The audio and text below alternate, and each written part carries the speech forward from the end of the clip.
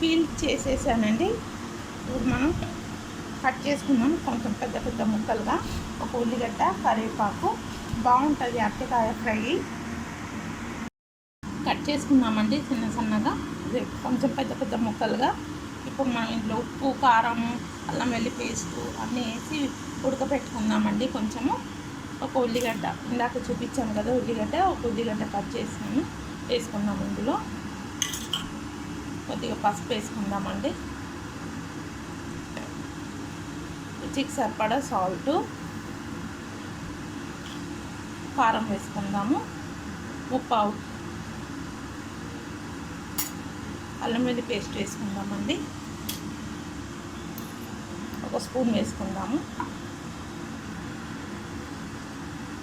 కొద్దిగా వాటర్ వేసుకొని ఉడకపెట్టుకుందామండి. కొద్దిగా ఎక్కువ వేయద్దు, ముద్దగా అయిపోతుంది. మూత పెట్టుకొని బాయిల్ చేసుకుందాము. స్టవ్ ఆన్ చేసుకుందామండి.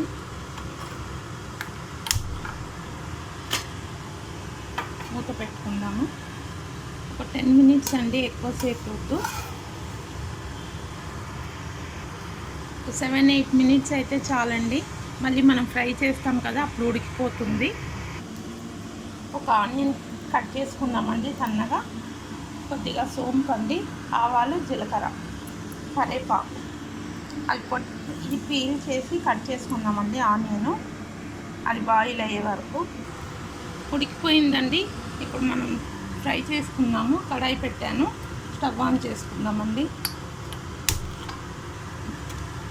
నూనె వేసుకుందాము. ఒక పావు వేస్తున్నాను. హీట్ అయ్యాక ఆవాలు, జీలకర్ర వేసుకుందామండి. ఆయిల్ హీట్ అయిందండి, ఆవాలు, జీలకర్ర వేసుకుందాము. ఆవాలు,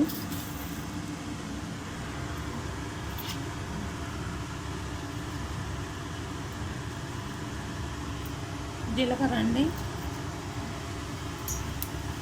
సోంపు కూడా వేసుకుంటున్నాము, 1/2 స్పూను. బాగుంటుందండి కమ్మగా.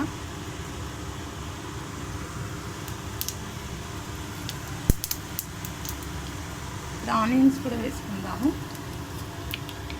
కట్ చేసి పెట్టాను కదా ఒక ఆనియన్, ఇందాక చూపించాను కదా. కరివేపాకు కూడా వేసుకుందాము.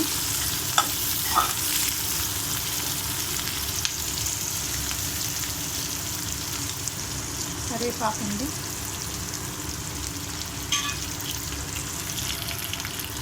మంచి గోల్డ్ కలర్ రావాలండి, బ్రౌన్ గోల్డ్. ఇప్పుడు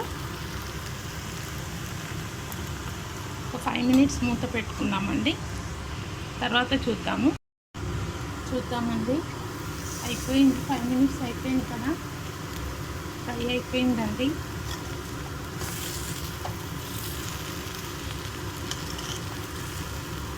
చూసారు కదా, ఎమ్మి అరటికాయ ఫ్రై రెడీ అండి. చాలా బాగుంటుంది, కమ్మగా, టేస్టీగా. మీరు కూడా ఇలా చేసి తినండి. వెరైటీ వంటకాలు. Thank you.